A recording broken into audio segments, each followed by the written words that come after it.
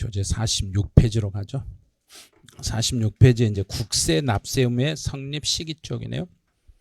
이제 국세 납세 의무의 성립에서 시기를 다시 한번 익혀보죠. 성립이라는 것은 준비라는 용어를 썼어요. 세금 계산을 준비하는 것을 성립이라 하고, 그래서 시기라는 것은 준비의 시작 또는 첫날, 언제부터 준비 들어갈 것인가, 준비 들어가는 첫날을 성립 시기, 준비의 첫날. 근데 소득세에서는 이제 두 가지로 나누시면 돼요. 소득세는 예정 신고라는 것과 확정 신고를 일단 나눠요. 시험 볼 때 예정, 확정 또는 중간 내납 이렇게 세 개가 나오는데 우리 시험에서는 요 두 개만 나오거든요. 예정, 확정 두 개만 봐주시면 돼요. 그리고 이제 교재 동그라미 1번을 보세요. 1번은 아무 말 없이 그냥 소득세 그랬죠. 아무 말 없이 소득세라는 명칭을 쓸 때는 1년을 기준으로 하는 거예요. 아무 말이 없을 때는 요거 1년 확정 신고 여기를 말하는 거예요. 아무 말 없으면. 아무런 멘트 없이 그냥 소득세 그러면 1년 기준이라는 거, 그게 확정이에요. 확정 신고는 1년 단위로 하는 걸 확정 신고라고 그래요. 1년 단위로 가는 걸 확정 신고. 그리고 예정이라는 것은 이제 예정은 말이 무슨 뜻이냐면 예비적으로 정리한다. 임시라는 예비적으로 정리하여, 그래서 예정 신고는 1개월 단위로 이렇게 하는 거예요. 한 달 단위로.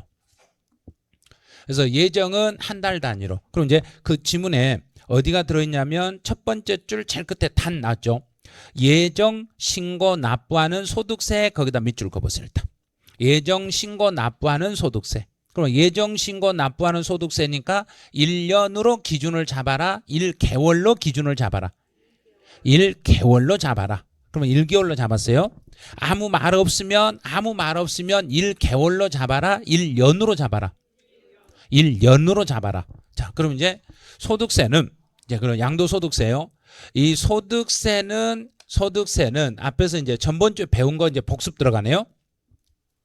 이 소득세라는 것은 사람을 중심으로 계산해라 그랬는가요? 물건을 중심으로 계산해라 했는가? 사람이에요. 사람.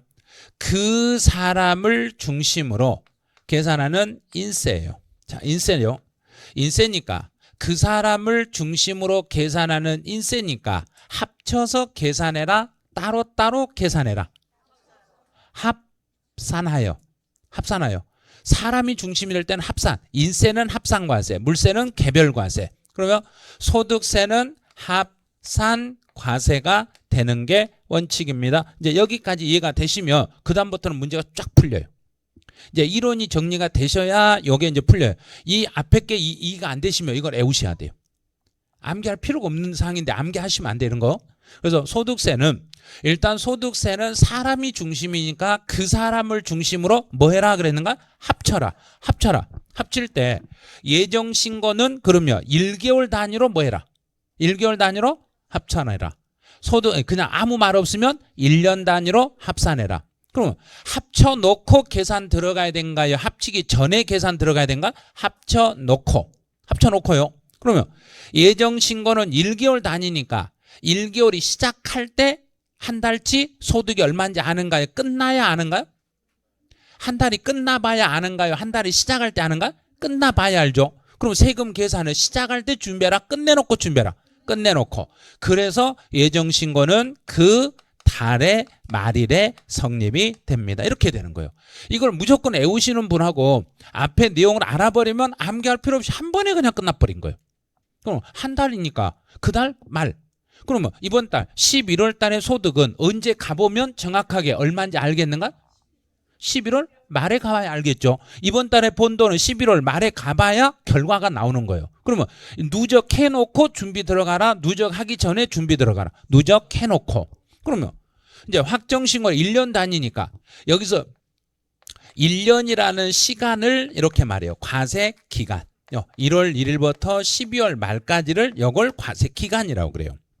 1년을. 그럼 이제 거기에 과세 기간이 1월 1일부터 12월 말까지 이게 1년이란 이야기예요. 1년이라는 시간. 그러면 우리 소득세는 아무 말 없으면 1년치를 무엇해서 신고해라? 합산해서 1년치를 합산하니까 아무 말이 없더라도 1년이요. 과세 기간이 시작할 때 1년 소득이 계산되는가요? 끝나야 되는가요? 끝나요. 그래서 과세 기간이 끝나는 때 여기에서 계산 준비 들어가면 됩니다. 이런 거예요. 그래서 소득세는 아무런 말이 없을 때는 1년이 끝나면 1년치 세금을 계산할 준비하는 거고, 예정이란 말이 나오면 몇 개월이 끝나면 준비해라. 그달이 끝나면. 그러면 이것만 알았더라면 응용 문제 풀 수 있겠죠. 중간 예납하는 소득세는 1년치, 1년에 반 땅이니까 중간이니까 언제 가봐야 6개월치를 알겠는가? 6월 30일. 그렇게 되는 거예요. 그래서 그게 29회 때 시험에 그렇게 나왔던 거예요. 요 두 개의 기본 배경만 알면은 풀 수 있게끔 문제를 내는 거예요. 그래서 일단 예정 신고는 그달 말일날, 확정 신고는 1년이 끝났을 때, 만약에 중간 내납하는 소득세다 그러면 몇 개월이 끝났을 때, 6개월이 끝났을 때, 이렇게 푸는 거예요. 그러면 전체 문제가 싹 풀리는 거죠. 그래서 소득세는 그러면 아무 말이 없으니까, 소득세는 그랬으니까 아무 말 없으니까 한 달이다, 1년이다. 그럼 1년이 끝나면 그때 가서 준비하시면 돼요. 그런데 예정 신고하는 소득세는 1년이 아니라 1개월. 1개월이니까 그달이 끝났을 때 준비 들어가시면 됩니다. 오른쪽에 동그라미 4번 종합부동산세로세요. 종합부동산세라는 것은 재산세하고 똑같아요. 종합부동산세는 매년 6월 1일 날. 그럼 6월 1일 날 우리 종부세 대상이 되는 것은 무엇과 무엇 두 가지를 가지고 있으면 종부세가 나와요. 그랬는가? 토지와 주택. 토지와 주택을 가지신 분.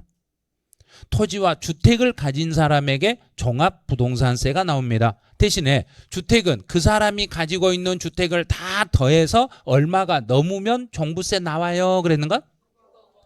6억 원 초과. 그러면 스스로 생각해 보세요. 만약에 제가 집을 3개를 가지고 있는데 이거 다 더했더니 6억 넘은 것 같네? 그러면 오늘이나 내일 사이에 집에 고지서가 날라온다는 이야기예요. 종부세 고지서가. 예. 그 생각을 하셔야 돼요. 아니 왜 나한테 종부세가 날라왔지? 이렇게 생각하면 안 돼요. 내가 집이 6억이 넘었구나. 이렇게 생각하셔야 돼요. 우리 집이 좀 내가 가진 게 많구나. 이렇게 생각하셔야 돼요. 그런데 안 날라왔다. 그러면 나는 더 노력해야 되겠구나. 종부세를 내보기 위해서. 이제 어떤 분이 그러더라고요. 나도 제발 종부세 좀 내보자. 예? 그 이야기를 하더라고요. 그래서 그런데 이제 그 기사 같은 거 보실 때 잘 보셔야 돼요. 상황에 따라서 엉터리 기사들이 있어요. 오늘도 보니까 이런 기사가 있더라고요. 주택 한 채하고 상가 하나를 가지고 있는데 종부세가 무지막지하게 나왔어요. 이러더라고요. 상가는 종부세 나오는 거 안 나오는가? 안 나와요. 그거 엉터리 기사예요. 그런 거 읽으면서 아니 무슨 상가도 종부세 나오네? 이렇게 생각하시면 안 돼요. 그 기자님 모르고 쓴 거예요. 그런 거. 주택하고 토지만 나와요. 그런데 상가를 가지고 있으면 건물분이 나오는 게 아니라 상가 밑에 있는 토지분, 땅분은 나오는 거예요. 땅은 나오는데 건물분은 안 나와요. 그런 거. 그래서 종합부동산세는 6월 1일 날 가지고 있으면 종합부동산세가 나오는 거예요. 6월 1일 날 가지고 있으면. 그러면 만약에 내년에, 올해는 이제 종부세가 나온다고 치고 내년에 종합부동산세를 안 내려면은 어느 날 이전에 팔아먹어버리면 되는가요? 그렇죠. 6월 1일 전에. 그래서 정부에서 예측하는 게 내년 상반기에 이거 물건들이 좀 나오고 안정화될 거다. 이 이야기는 6월 1일 전에 팔 거다. 이 생각을 하는 거예요, 지금. 근데 6월 1일 전에 팔겠는가요? 그냥 안 팔고 버텨버리겠는가? 모르죠. 그거는 그때 가봐야 알죠. 가봐야 아는 건데, 그런데 이거를 막 그 예상을 그렇게 하고 있어요. 예상은 그건 예상일 뿐이에요. 실제로는 진짜로 이게 팔릴지 안 팔릴지는 모르는 거예요. 그래서 요 날짜만 우리는 기억하는 거예요. 6월 1일 날 가지고 있으면 재산세도 나오지만 종합부동산세도 나올 수 있다. 이런 식으로. 요 두 개만 생각하세요. 요 두 개만 보시고 그다음에 이제 바로 밑에 기출 예제로 한번 해보세요. 요 15회 때 나왔던 문제인데 이거 꽤 어려웠던 문제예요. 이런 문제는 이제 문제가 뭐하고 두 개가 합성이 돼 있는데 성립하고 확정이 두 개가 혼용된 문제예요. 그럼 등록면허세는 무엇 할 때 성립하고 그랬는가? 등록하는 때, 등록할 때요. 찾으면 돼요. 등록하는 때 여기 나왔죠. 등록할 때 성립하고 그다음에 내가 등록면허세는 내가 알아서 해야 된가? 정부가 알아서 그래야 된가? 내가 알아서. 내가 알아서니까 뭐 할 때? 신고할 때 확정이 됩니다. 맞았죠. 그다음에 소득세. 아무 말 없이 소득세니까 한 달이다, 1년이다. 1년. 1년인데 소득이 발생할 때 그랬으니까 너는 틀렸어 그래야죠. 소득이 발생할 때 아니라 과세 기간이 끝날 때. 그 말이 뭔 말인지 모르겠다. 그럼 몇 년이 끝날 때? 1년이 끝날 때. 처음에는 그렇게 공부하세요. 1년이 끝났을 때 계산 들어가는데 아니 소득이 발생할 때마다 계산하면 안 되지? 이래야 돼요. 왜? 소득세는 인세이고 무슨 과세니까? 합산 과세니까. 그 생각을 하면서 푸셔야 돼요. 그럼 2번은 틀렸네요. 이제 3번. 취득세는 무엇하면서 준비 들어가면 되고 취득하면서 준비 들어가고요. 취득할 때 준비 들어가고 취득세는 내가 알아서 그래야 된가? 정부가 알아서 그런가? 내가 알아서 신고할 때 확정이 됩니다. 종합부동산세는 과세 기준일인데 이 날짜는 매년 6월 1일. 6월 1일 날 성립이 되고 원칙은 종부세는 원칙은 정부가 보내는가 내가 알아서 하는가? 정부가 보낸다. 정부가 보낼 때는 결정하는 때 확정이 됩니다. 재산세도 6월 1일 날 성립이 되고 재산세도 내가 알아서 그런가? 정부가 보내서 그런가? 정부가 보내서. 그리고 정부가 보냈으니까 결정하는 때 확정이 됩니다. 이 문제 하나가 성립과 확정 전체를 종합한 문제예요. 그래서 이 문제를 이제 나중에 연습 계속 하셔야 될 거예요. 이거는. 이제 한 페이지 넘겨보시면 이제 확정이나 납세 의무의 확정. 그리고 납세 의무의 확정이라는 것은 세금을 확실하게 정하기 때문에 요거 추상적이다 그랬는가요? 구체적이다 그랬는가? 구체적이다. 그럼 확정이라는 단어 뒤에다 가로에서 구체적 이렇게 쓰세요. 제일 위에 타이틀에다가. 납세 의무의 확정이라는 단어 뒤에다가 구체적 하고 메모하시면 돼요. 이거 구체적으로 결정된 상태를 확정이라고 그래요. 그럼 이제 구체적으로 어떻게 된가 보죠. 신고 납부에서 여기에서 확정을 시키는 방식과 보통 징수에서 확정을 시키는 방식 두 개로 이제 나눠요. 신고 납부는 내가 알아서 본인이 알아서 신고하고 납부하는 걸 신고 납부. 정부가 계산해서 나에게 보내가지고 걷어가는 것을 보통 징수. 그럼 신고 납부는 내가 알아서 신고하고 납부하니까 내가 알아서 신고하고 납부하니까 확실하게 정할 때는 신고하면서 정해진다. 신고 납부하면서 정해진다. 그렇죠. 신고하면서예요. 신고하는 때 이렇게 해도 되고 신고서를 제출하는 때 해도 되고. 그럼 내가 신고서를 제출한다. 신고하는 때 그랬으니까 내가 정부에게 보낼 때 그러는 거예요. 그러면 우리가 정부에게 보내는 것을 이제 민법에서 배우는 전문 용어 하나 설명하네요. 여기서 한 번 설명하면 이제 나머지는 민법으로 넘기는 거예요. 그래서 민법 시간에 아마 설명하실 거예요. 이제부터는. 이제 신고 납부는 내가 가지고 있는 이 서류를 내가 가진 서류를 내가 정부에다 이렇게 보내는 거예요. 정부에게 이렇게 보내는 거예요. 정부에게. 그래서 내가 정부에게 보낸다. 그래서 이걸 발신주의다 이렇게 말해요. 이걸 발신주의라고 그래요. 내가 보낸다는 이야기예요. 보내가지고 신고서를 내가 정부에게 보내면 이 말이에요. 그러면 내가 분명히 이 서류를 내 손에서 지금 제가 납세 의무자예요. 제 손에서 정부에게 제가 이제 보내려고 그래요. 자, 보내볼게요. 보낸다 그러면 이렇게 보내가지고 내 손을 딱 떠나면이에요. 이 손에서 이렇게 떠내버리면 그만이에요. 그러면 상대방 공무원이 그걸 받았을 때가 되는가? 보냈을 때가 되는가? 보냈을 때가 되는. 그게 발신주의예요. 그러면 보냈을 때가 되니까 제가 A라는 기관에다 이렇게 보내려다가 잘못해가지고 A 기관이 아니라 돌아서 B 기관에 가버렸어요. 그럼 나는 보냈는가 안 보냈는가? 보냈어요. 그게 발신주의예요.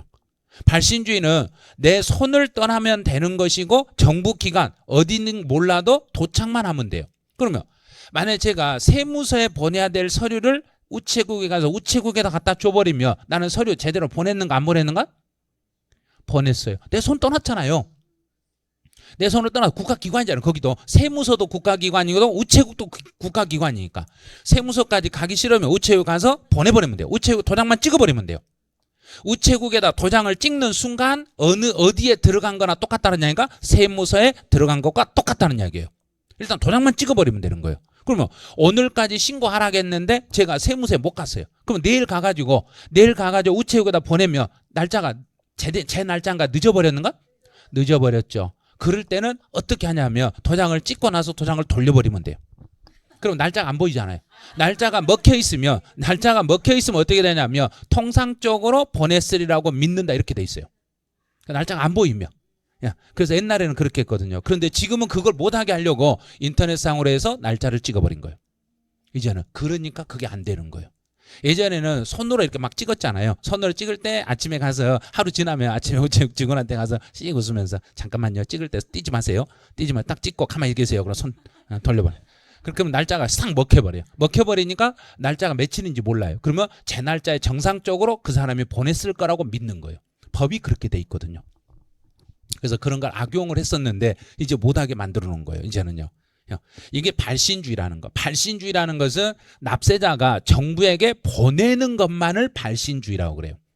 자, 그럼 이제 다시 이제 과세권자인 정부가 나에게 보낼 때는 정부가 나에게 고지서를 보낼 때 확정하는 것은 정부가 결정하는 때 그래요. 그러면 이 결정된 게 내 손에 들어야 그런가요? 다른 사람 손에 들어가면 그런가? 내 손에 들어와야 돼요.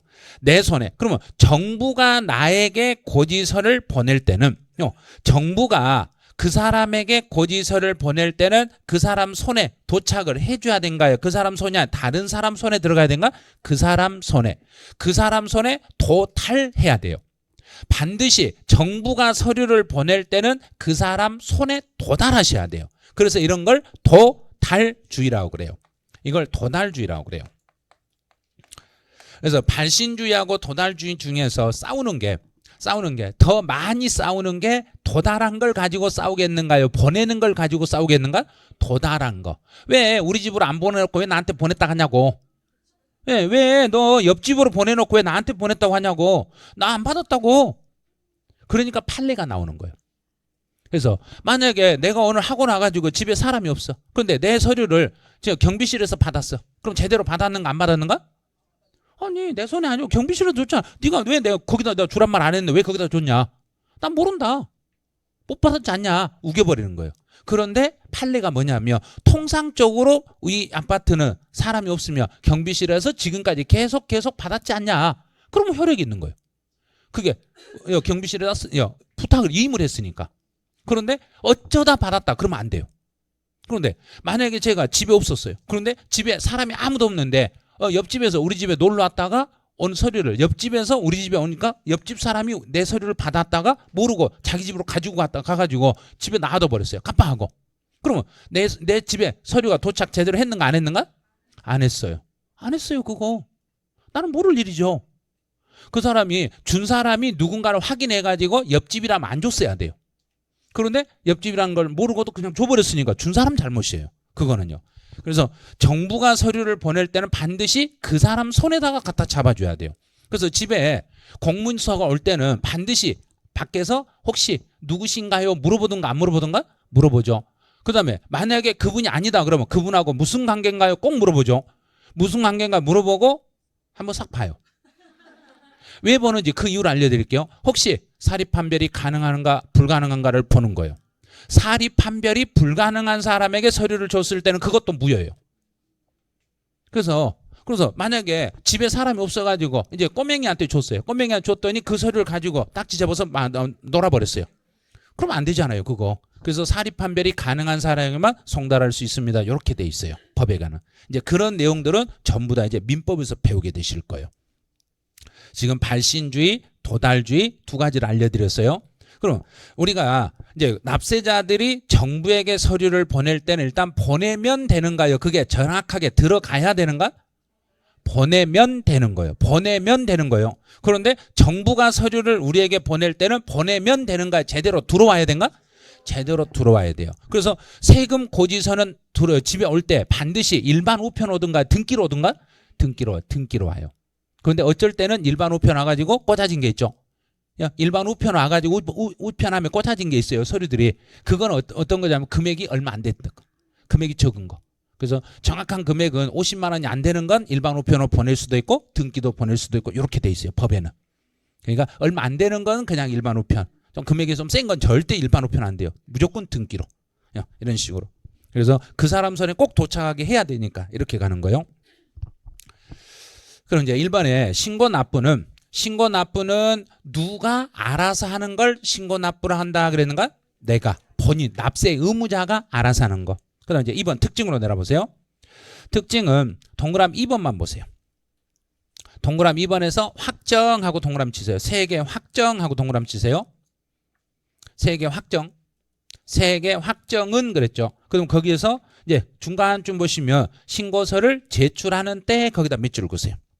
신고서를 제출하면서 확정이 됩니다. 그래서 뒤에 가로 항목에 무슨 주의 그랬는가? 발신주의 이렇게 해놨어요. 신고서를 제출하면서 확정이 되는 거예요. 그러면 내가 신고서를 제출할 때 만약에 그 기관, 정확한 기관에 그 서류가 안 들어가고 다른 쪽에 들어가도 효력은 인정된다, 안 된다? 된다가 되는 거예요. 효력은 인정되는 거예요. 왜? 보냈으니까. 만약에 제가 강남구청에 보낼 것을 잘못해가지고 서초구청으로 보내버렸어요. 그래도 제대로 들어갔는가 안 들어갔는가? 들어갔어요. 정부기관 들어가면 되니까 일단. 이제 그 정도 하시고 그 다음에 이제 동그라미 3번은 이제 내가 신고를 해야 돼요. 내가 신고를 이렇게 해야 되는데 이 신고를 제대로 못했을 때는 정부가 뒤에서 뭘로 협박한다 그랬는가? 가산세를 추가로 물려버린다는 거예요. 그게 3번 지문이에요. 신고 납부 기한이라는 게 전번 설명할 때 기한을 무슨 날을 기한이라 했던가? 마지막 날, 끝. 신고의 마감 날까지 신고를 제대로 안 하시면 신고 제대로 안 했으니까 추가로 뭘 더 물리겠다는 이야기인가? 가산세를 추가로 물리겠습니다. 이렇게 가는 거예요. 자, 그 정도 하시고 그 다음에 이제 지금부터는 이제 신고 납부와 보통징수 세금의 종류를 다시 한번 익혀보죠. 자, 이제 전번주 했던 거 다시 복습으로 해서 다시 한번 익혀보네요. 이제 신고 납부 처음 하시는 분들은 신고 납부와 보통징수 어떻게 찾아가는가 요령을 알려드릴 테니까 그 요령만 알면 암기 안 해도 그냥 풀 수 있어요. 신고 납부는 세금들을 어떤 상황이 발생했을 때 세금을 딱 한 번만 내고 끝나면은 신고 납부예요. 한 번에 끝내버리고 더 이상 안 내도 되는 거. 한 번이면 끝나는 게 신고 납부. 그걸 내가 이 물건이 있으며 이 물건에다가 계속 세금이 계속 반복적으로 나오는 것은 보통징수. 계속 나오는 건 보통징수. 한 번에 끝나는 건 신고 납부. 자, 물건을 취득했으며 취득할 때 한 번만 내고 마는가요? 계속 내는가? 한 번만. 그러면 신고 납부. 등기할 때 이름을 쓰며 이름 쓸 때 한 번만 내는가? 계속 내는가? 한 번만. 그러면 신고 납부. 내가 재산, 주택이나 건물이나 토지를 손에 들고 있으면 들고 있는 동안 딱 한 번만 내는가? 계속 내는가? 계속. 그러면 보통징수.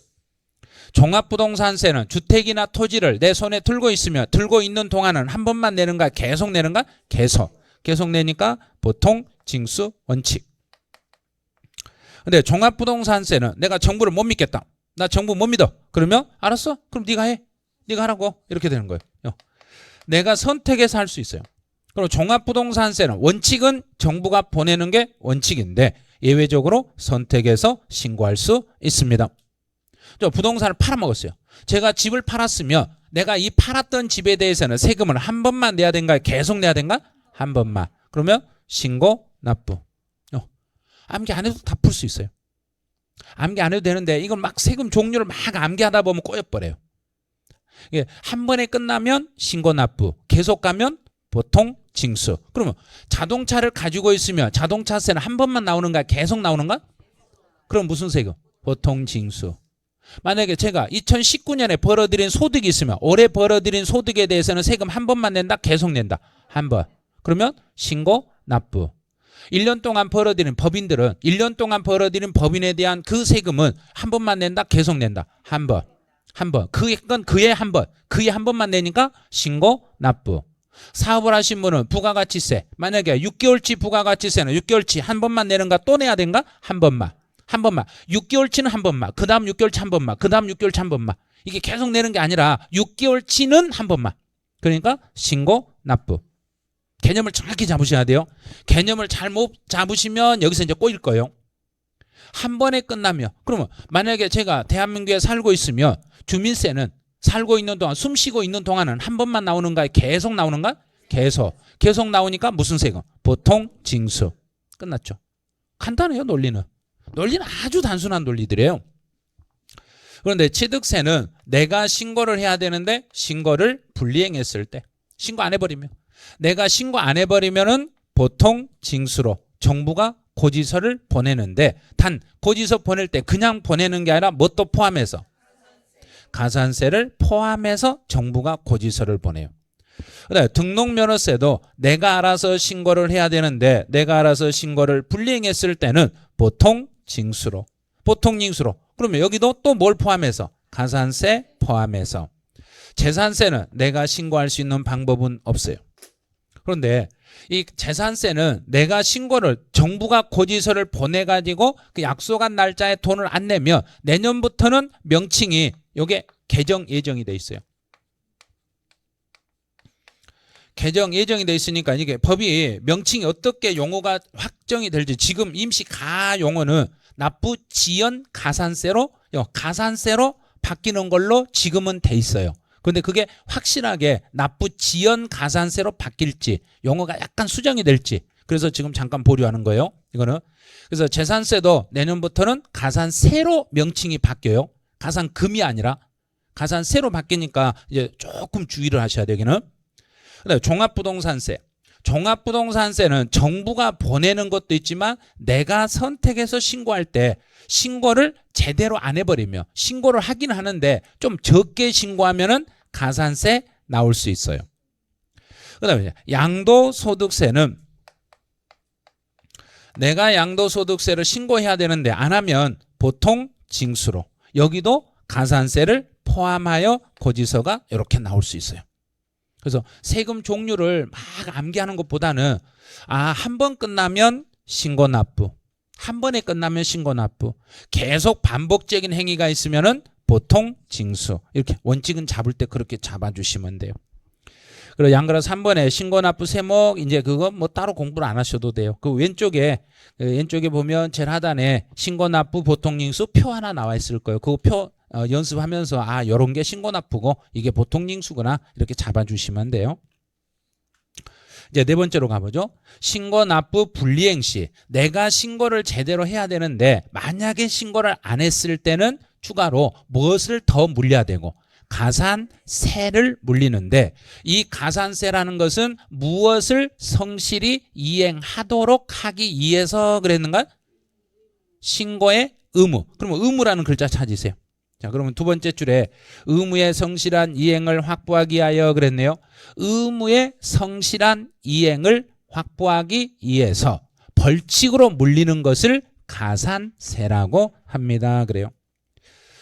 그럼 이 가산세하고 관련된 기본적인 이제 배경 설명 몇 가지만 좀 해드릴게요. 가산세 율은 지금 보면 안 돼요. 혹시 개정이 될지 모르니까 율은 잠깐 보류하시고 오른쪽 2번 특징을 봐보세요. 이제 특징에서 가산세의 특징, 자, 몇 가지 있으니까 요 특징을 요건 지금 잡으셔야 돼요. 가산세는 기억번을 보내요. 기억에서 제일 끝에 벌과금하고 밑줄 그어보세요. 이 가산세라는 것은 벌과금의 형태로 물리는 걸 가산세라고 그래요. 벌과금이에요. 벌이에요. 벌. 만약에 전번주에 제가 수업 끝날 때 이런 이야기를 했죠. 오늘 집에 돌아가셔가지고 오늘 배운 거 복습을 해오세요 그랬어요. 복습하세요 그랬어요. 그럼 복습 안 하면 대신에 뭘 추가로 물립니다 그랬냐면 가산세를 물리는데, 숙제 안 해오시면 한 사람당 1억씩 가산세를 물리겠습니다. 그럼 1억씩 물린다면 학원 온다겠는가? 다른 학원 옮겨버린다겠는가? 다른 학원 옮겨버린다 했죠. 너무 셌으니까. 너무 세서 안 돼요. 이거 너무 세면 이제 사람이 피해버린다는 이야기예요. 그래서 피하지 않을 정도로 물려야 돼요. 그 가산세라는. 그래서 벌을 주더라도 너무 과하면 벌이면 안 돼요. 예를 들어 숙제 안 해오면, 우리 옛날에 예전에 중고등학교 저희 중학교처럼 숙제 안 해오면 밀걸레짜리로 100대 때린다. 그럼 학교 오겠는가요? 그냥 집 나가버리겠는가? 집 나가버리죠. 그러니까 학교 안으로 나가버리고 막 그러죠. 너무 세게 때린다니까. 100대를 때린다는데 어떻게 그걸 맞아요? 안 맞고 도망가 버리죠. 예. 그러죠. 그러니까 어느 정도 예를 들어 숙제 안 오면 엉덩이 3대씩 맞는다. 크게 막 아주 엄청나게 세게 3대 맞는다. 3대 오늘 맞을 수도 있을 것 같은데 그러고 3대 맞아버리면 돼. 그 정도는. 그런데 맞다 보니까 너무 아파. 그럼 그 다음날은 해오겠는가 안 해오겠는가? 해와요. 해오게 돼 있어요. 다 그런 식이에요. 그게 가산세예요. 어느 정도는 한번 맞아봤더니 이거 맞으면 더 이상 안 될 것 같아. 그러면 하게 돼 있어요. 그런데 안 하자니 좀 그러고 안 하면 좀 힘들 것 같고 하긴 좀 이건 해도 될 것 같고 그러면 가산세가 그 정도는 합당한 거예요. 근데 너무 세면 안 돼요. 그래서 벌과금으로 물리는 걸 가산세라고 그래요. 자, 두 번째요. 가산세라는 것은 뒤에 세자가 붙었죠. 가산세. 이 말이 뭐냐면 세금에 가산한다 이 말이에요. 그러면 세금에 가산한다 그래서 이걸 세목으로 한다. 세목이라고 그래요. 그럼 그 니은번에 끝에 첫 줄 끝에 세목으로 한다. 세목으로 한다. 거기다 밑줄을 그으세요. 자, 그 말을 이제 세목으로 한다를 여기에 무슨 뜻인지 이제 해석을 하네요. 세금의 목록으로 한다 이 말은 거 세금이다 이 말하고 같은 말이에요. 세금이라는 말하고 같은 거예요. 그러면 다시 하나만 설명해 볼게요. 이제 취득세를 내가 취득세를 신고를 우리가 직접 해야 되는가? 취득세는 정부가 해주게 돼 있는가? 직접. 내가 직접 하는 거예요. 내가 직접 하는데 약속한 날짜에 제가 신고를 못 해버렸어요. 그럼 정부는 나에게 무엇을 정부가 물린다는 얘기인가? 가산세를 포함하여 취득세를 물리는 거예요. 자, 그럼 어떻게 물리는가 이제 보여드릴게요. 내가 신고할 때는 취득세가 100만 원만 신고하면 됐어요. 그런데 내가 이 100만 원을 신고 안 해버렸어요. 그럼 정부가 이 100만 원에다가 여기에다가 플러스 가산세 20만 원을 더해가지고 토탈 120만 원의 취득세라는 걸 이게 원칙은 취득세였어요. 내가 신고하면 100만 원만 내야 되는데 내가 신고를 안 하니까 100만 원에다가 얼마를 더해서 20만 원을 가산세를 더해가지고 취득세를 얼마로 만들었는가? 120만 원의 취득세를 만들었어요. 이제 눈치가 빨라야 돼요. 그러면 취득세를 신고 안 했을 때 붙는 이 가산세 이름은 무슨 세란 야인가? 자, 무슨 세란 야인가? 취득세. 취득세 속에 들어갔으니까 취득세가 120이라고 했잖아요. 제가 여기는 100이라고 했는데 이 취득세는 120이라고 했잖아요. 그러면 이 취득세 100만 원 속에 얼마의 가산세가 지금 들어와 있는가? 20만 원이 들어왔는데 그 20만 원은 세금 취득세라는 세금에 가산한다. 그래서 취득세라는 세금 속으로 들어왔으니까 이 가산세도 무슨 세로 들어갔더란 얘기인가? 취득세라는 이름으로 들어가니까 그래서 곧 세금의 목록 세금이다 이 말이에요. 그 세금이란 이야기예요. 그러면 양도소득세를 신고 안 해서 붙는 가산세는 무슨 세가 되겠는가? 이제 알으셨네. 양도소득세예요. 그게. 그러면 이제 앞에서 제가 왜 가산세 성립 시기를 설명 안 했는지 요걸 배우면 이제 그게 해석이 되는 거예요. 자, 해석해 볼게요. 등록면허세를 신고 안 했을 때 붙는 가산세는 무슨 세란 이야기인가? 등록면허세. 그러면 이 가산세는 자기가 성립하면 성립이 되는가요? 본래 세금이 성립하면 안에서 따라서 성립하겠는가? 따라서 성립하겠죠. 그래서 가산세 납세의무의 성립의 시기는 그 가산할 그 세금이 성립되면 나도 따라서 성립합니다. 이렇게 되는 거예요. 먼저 거기서 설명하면 이 내용을 이해를 못해요. 가산세는 뭐하고 똑같냐면 이제 내가 이제 본래 세금이에요. 본래 세금인데 신고 안 하면 나의 속에다 잡아 넣어버린 거예요. 내 속에다 잡아 넣으니까 내가 가만히 있겠는가? 부풀게 있는 걸? 부풀죠. 이렇게 부풀어지는 거예요. 그럼 세금이 더 늘어난 거예요. 더 늘어난 거예요. 이게 가산세예요. 그럼 가산세는 자기 가산세라는 이름을 쓰는가? 본래 세금 이름으로 가는가? 본래 세금 이름으로 바뀌어버린 거예요. 그래서 다시 이제 보여드릴게요. 내가 취득세를 신고 안 해가지고 정부가 가산세를 이걸 물릴 때 이 가산세 이름은 무슨 세로 다시 들어가더란 얘기인가? 취득세라는 이름으로 정부가 고지서를 보내는 거예요. 그러면 등록면허세도 보통 징수로 넘어갈 때 가산세를 포함해서 고지서를 보내는데 이 가산세는 무슨 세 이름으로 포함해서? 등록면허세 이름으로. 양도소득세를 신고 안 해서 붙는 가산세는 무슨 세 이름으로 붙여서 양도소득세라는 이름으로 붙여서. 그래서 가산세라는 것은 곧 세금이다. 곧 그 세목이다 이 말이에요. 그 세목으로 들어간다는 뜻이에요.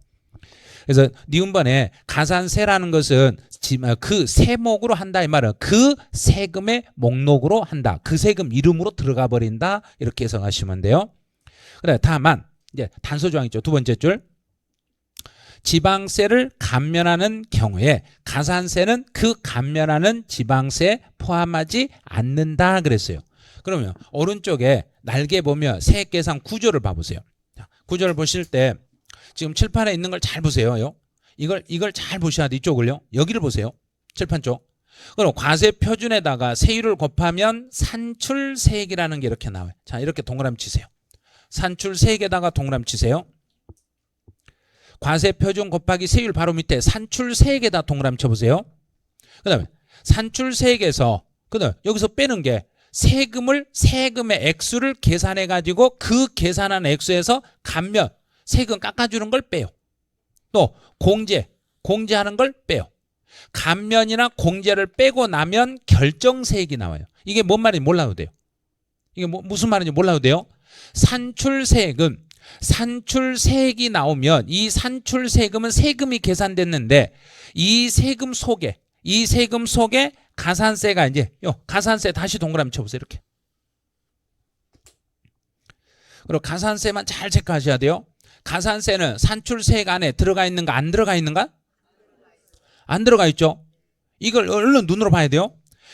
가산세가 산출세액 안에 안 들었어요. 그러면 산출세액을 감면하거나 산출세액을 공제할 때 여기서 세금을 감해줄 때 세금을 깎아줄 때 산출세액을 깎아주는 거예요. 산출세액을 깎아주니까 깎아주는 세액 속에요. 깎아주는 세액 속에는 가산세가 여기 들어있는가 안 들어있는가? 안 들어있죠. 그러면 본래 세금을 감면하더라도 가산세는 감면 대상이 된다 안 된다? 안 된다. 이걸 보면서 그걸 찾으셔야 돼요. 그런데 무작정 이 지문을 암기하려고 하니까 뭔 말인지를 못 알아먹는 거예요. 그래서 본래 세금을 감해준다 해서 그 본래 세금의 산출세액 속에 가산세가 이 속에 가산세가 안 들어있으니까 본래 세금을 감하더라도 가산세는 감면이 되고 있다? 감면 안 되고 있다?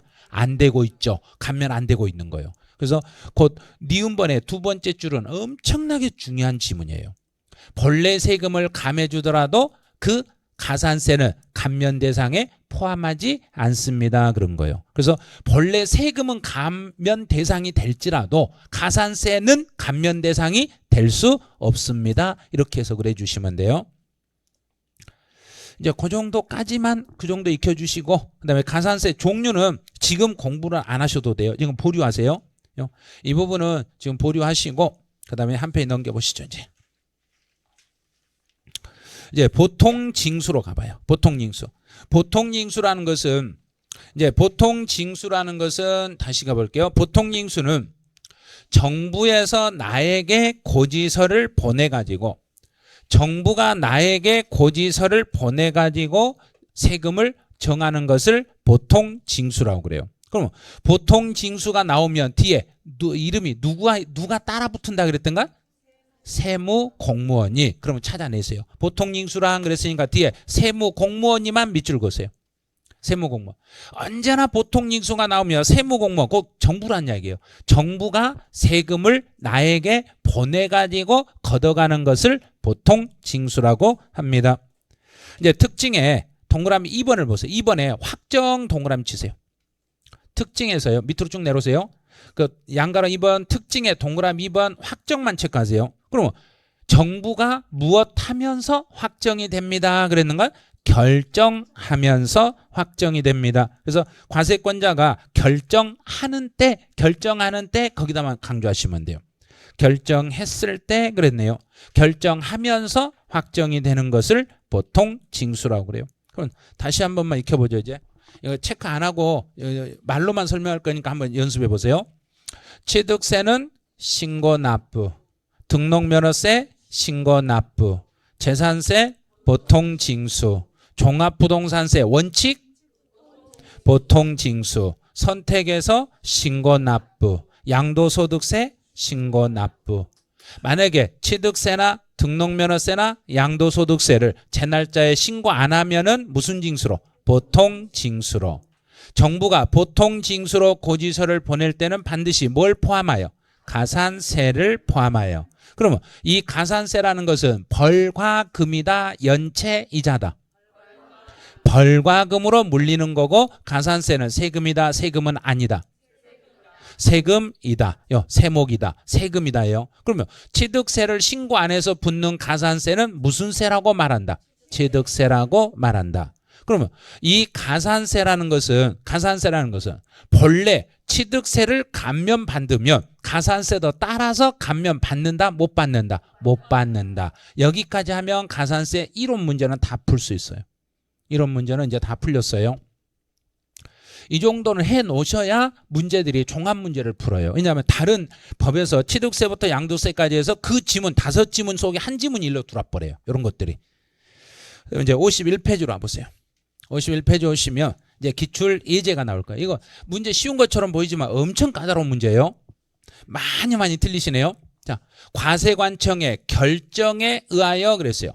과세관청의 결정에 의하여 확정되니까 무슨 징수 그래야 된가? 보통징수. 찾아보죠. 취득세는 신고납부, 종합부동산세 보통징수. 원칙만 물어봤으니까. 재산세 보통징수, 양도소득세 신고납부. 그러면 답은 니은 디귿 이렇게 풀었다가 땡 그런 거예요. 아니 이게 왜 그랬더니 지방세만을 골라라 그랬으니까. 종합부동산세는 지방세다, 국세다? 국세니까 탈락. 지방세만 물어봤으니까 답은 디귿. 3번 하나. 너무 쉬운 것처럼 보이죠? 그런데 이런 걸 이거 진짜 많이 속아요. 왜냐면 너무 쉽거든요. 너무 쉬우니까 이런 거 하고 풀어요. 그러다가 가는 거예요. 그러니까 정확하게 과세관청의 결정이 한 지방세를 체크해놓고 여기서 국세 먼저 얼른 없애요. 국세 없애버리고 둘 중에 보통징수 그러면 재산세 하나만 이런 식으로 이렇게 찾으셔야 돼요. 그래서 국세를 찾으라겠는지 지방세를 찾으라 했는지 신고납부를 찾는지 보통징수를 찾는지 정확하게 보고 문제를 풀어주셔야 돼요. 자, 한 페이지 넘어가요. 이제 2번은 이제 원칙적으로 납세 의무가 확정되는 시기를 그랬어요. 원칙적으로 확정되는 거 그래 원칙이라고 했으니까 종합부동산세는 원칙이 결정이다, 신고다. 결정. 맞았네. 맞았죠? 소득세는 원칙이니까 신고. 결정 틀렸네요. 신고니까. 그다음에 취득세는 원칙이 신고. 만약에 내가 신고 안 해버리면 무슨 방식으로? 보통징수. 그럼 보통징수니까 통지가 아니라 결정하는 때. 그다음에 재산세는 원칙이 재산세는 신고하는 때가 아니라 결정할 때. 틀렸죠. 재산세는 보통징수니까. 그래서 이제 다시 이게 잘 이해가 안 되신 분은 이걸 생각해야 돼요. 신고납부는 신고할 때, 보통징수는 결정할 때. 계속 그 두 개만 연습을 하셔야 돼요. 그래서 확정을 물어봤을 때는 확정의 방식을 물어볼 때는 신고납부는 신고할 때, 보통징수는 결정할 때 두 가지를 계속 연습해가지고 이걸 계속 응용 연습을 계속 하셔야 돼요. 이런 연습들을. 이제 기한 후 신고로 가보네요. 이제 기한 후 신고는 어떤 경우가 기한 후 신고인지 이 기본 폼을 다시 한번 설명을 하네요. 이제 이게 이해가 돼야 기한 후 신고가 이해가 되니까요. 취득세는 신고납부, 등록면허세 신고납부, 재산세 보통징수, 종합부동산세 원칙 보통징수. 이게 원칙은 보통징수. 선택해서 신고납부. 양도소득세는 신고납부. 자, 여기까지 됐어요. 그러면 이제 기한 후 신고라는 거 뭐냐면 신고 기한이 지났더라도 다시 한번 기회를 할 수 있는 기회를 준다. 신고할 수 있는 기회를. 그러면 기한 후 신고라는 것은 다시 한번 신고할 수 있는 기회를 주니까 원칙이 어떤 세금인 것만 가능하더란 얘기인가? 신고 납부 세목만 가능한 거예요. 원칙이 신고 납부만 가능한 거예요. 다시 한번 기회를 주는 거니까. 그러면 취득세는 내가 신고를 안 했을 때는요. 신고를 불이행해버리면 정부가 고지서를 보내야 되는데 정부가 고지서를 보내기 전에 그 사람에게 우리가 찾아서 보낼 수도 있는데 너 기한이 넘었어도 네가 다시 할 수 있는 기회를 줄 테니까 네가 해라. 이렇게 가는 거예요. 다시 한번 기회를 주는 거예요. 그래서 뭔 기회를 주냐면 전번 주에 숙제해라 했는데 안 했을 때는 오늘 다시 한번 할 수 있는 기회를 드릴 거예요. 벌칙을 안 받았으니까. 그래서 전번 주에 책 안 읽으신 분은 전번 주 것까지 포함해서 오늘 다시 한번 기한이 지났지만 한 번 더 기회를 드리겠습니다. 이렇게 가는 거예요. 그러면 취득세도 일정한 시간 안에 신고해라. 그런데 그 날짜에 안 하면은 정부가 너 이제 신고하지 마. 이런가요? 다시 한번 기회를 주는가? 다시 한번 기회를 드리겠습니다. 넘었더라도 한 번 더 기회를 드리겠습니다. 등록면허세도 본인이 알아서 해야 되는데 본인이 알아서 안 했을 때는 정부가 고지서를 보내야 되지만 한 번 더 기회를 드리겠습니다. 기한이 넘었더라도 다시 한번 할 수 있는, 신고할 수 있는 시간을 드리겠습니다. 재산세는 신고 납부가 불가능하기 때문에 기한 후 신고라는 제도가 나온다 안 나온다? 절대 안 됩니다. 이건 안 돼요. 자, 이제 문제를 풀 때 주의할 게 종부세예요. 종합부동산세는 원칙이 정부에서 고지서를 보내는가요? 내가 알아서 하는 게 원칙인가? 정부에서 고지서를 보내니까 내가 신고를 선택 안 해버리면 여기를 선택 안 해버리면 당연히 정부가 보낸 걸로 끝나버려요. 정부가 보낸 걸로 끝나니까 기한이 넘어가지고 내가 신고할 수는 없다. 절대 안 돼요. 이건 안 되는 거예요. 기한이 넘어버리면 이미 정부가 고지서 나온 걸로 끝나버리니까 내가 다시 할 수 있는 기회는 없습니다. 그래, 양도소득세는 내가 신고를 불이행했을 때 양도소득세는 신고를 불이행했을 때는 정부에서 고지서를 보내야 되는데 양도소득세 신고를 약속한 날짜에 안 했더라도 원칙적으로 그 날짜에 신고 안 해도 다시 한번 기회를 드리겠습니다. 이렇게 가는 거예요. 이게 기한 후 신고예요. 그래서 기한 후 신고라는 것은 그 사람에게 신고를 하라고 했는데 그 날짜에 안 해도 다시 한번 기회를 드리는 걸 기한 후 신고라고 합니다. 그럼 기한 후 신고라는 것은 정부가 너 세금 이만큼 내 하고 결정해버리고 나서 기한 후 신고 하라게 해야 되는가? 하기 전에 하라게 해야 되는가? 하기 전에. 그래서 첫 번째 보세요. 이제 기한 후 신고는 이제 세 번째 중간 끝으로 가세요. 양가로 1번에 세 번째 줄 끝으로 가보세요. 결정하여 통지하기 전. 거기만 강조하시면 돼요. 결정하여 통지하기 전까지만 기한 후 신고를 할 수 있도록 허락하는 거예요. 그럼 정부가 이미 고지서 보내버리고 난 다음에는 너 신고해라 이러면 할 필요 있는가요? 없죠. 이미 보내버렸잖아요. 그래서 정부가 결정하여 통지하기 전까지만 기한 후 신고를 받아주겠습니다. 그래요. 그럼 기한이 넘었으니까 이제 지금부터 봐야 돼요. 신고 기한이 넘어가지고 신고하면은 제 날짜에 신고한 걸로 보는가? 제 날짜에 신고를 안 했는가? 안 했죠. 제 날짜에 신고 안 했잖아요. 제대로 된 신고가 아니라 신고 기한이 지나서 신고했기 때문에 그 신고한 내용을 정부가 그대로 인정을 하겠는가요? 확인해 보겠는가? 확인을 하는 거예요. 그래서 기한 후 신고서를 제출하더라도 확정의 효력은 없어요. 효력이 없어요. 그래서 그 내용은 양가로 2번에 두 번째 줄, 첫 줄 중간에 있네요. 확정 효력이 없다. 거기만 밑줄 그으세요. 확정 효력이 없다. 확정 효력이 없다는 이야기는 내가 기한이 지나서 신고하더라도 내가 신고한 만큼 정부가 그대로 그 금액을 정해준다, 안 정해준다?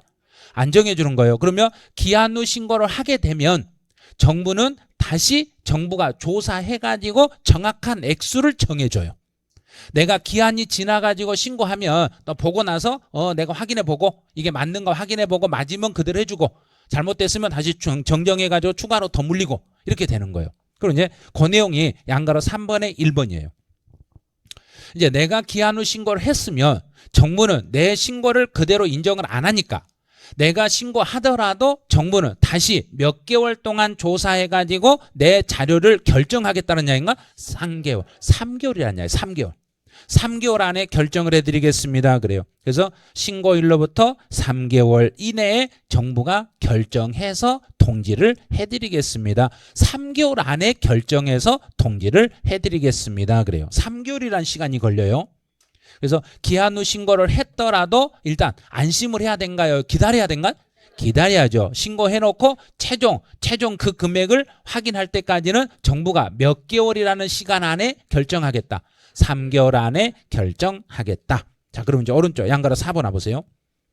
양가로 4번은 이제 기한 후 신고를 하면 이제 혜택을 줘야 돼요. 내가 기한 후 신고를 제대로 빨리 했으니까 정부는 나에게 고맙다고. 그래, 네가 이실 직고 해서 고마워. 나 좀 안 아프게 때려줄게. 자, 때린다 했는가 안 때린다 했는가? 때리기는 때리는데 안 아프게 때려줄게 이 말이에요. 그럼 가산세는 물린다는 얘기인가 안 물린다는 얘기인가? 그렇죠. 물리는 거예요.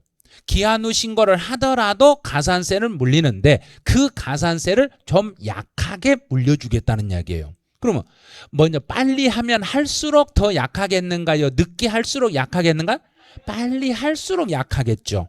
자, 그러면 이제 첫 번째 1개월 이내, 한 달 안에 거기다 강조하세요. 1개월 이내. 1개월 이내 기한 후 신고하면 50%를 감해줘요. 반절을 깎아줘요. 세금을 깎아주는가요? 가산세를 깎아주는가? 가산세를 깎아주는. 본래 세금은 안 깎아줘요. 가산세를 50%로 감해줘요. 그럼 만약에 2대 때릴 거면 한 달 안에 하면 몇 대만 때린다? 한 대만 때린다. 반절 깎아준다는 이야기예요. 그런데 1개월에서 3개월 이번에 이게 개정이 됐어요. 그래서 여기에 동그라미 2번과 동그라미 3번을 묶어가지고 앞에다 개정하고 쓰세요. 요거는 개정이 확실하기 때문에 알려드린 거예요. 이거는 확실한 개정이에요. 아직 법은 통과는 안 됐지만 이거 이대로 확정으로 끝나니까 이대로 익히시면 돼요. 한 달에서 6개월 이제 작년까지는 한 달에서 6개월인데 중간에 3개월이 하나 더 들어왔어요. 이제 1개월에서 3개월 사이에 기한 후 신고를 하시면은 몇 프로 깎아준다는 거 보세요. 30%예요. 30% 깎아줘요. 이제 기간을 좀 쪼갠 거예요. 그 다음에 3개월에서 6개월 사이에 기한 후 신고하면 20%를 깎아드리겠습니다. 이렇게 법이 바뀌어요. 그럼 이제 먼저 한 달 안에 기한 후 신고하면 몇 프로를 깎아주고 50% 깎아주고 한 달은 넘었지만 3개월 안에 하면 30% 3개월에서 6개월 사이에 가면 20% 이런 식으로. 이거는 이제 그 시험 준비할 때 30일에 준비할 때 좀 중요하게 계속 다룰 거예요. 이 부분은 개정되고 기한 후 신고는 시험에서 나오는데 요 개정된 내용이라 출제 확률이 높으니까 지금부터 알려드리는 거예요. 그다음에 이제 이 정도까지 해놓으시고 그 밑에 있는 예제는 지금 풀지 마세요. 지금 푸시면 안 돼요. 이 예제는 나중에 이제 그 1월달 넘어가면 그때 가서 풀 거니까요. 이거는 보류를 해놓으시기 바라네요. 이제 여기까지 해놓으시고 이제 납세의무의 소멸하고 관련된 것은 잠시 쉬었다가 이제 소멸하고 관련된 게 이제 마지막 시간이에요. 소멸은 이제 잠깐만 쉬었다가 하시죠.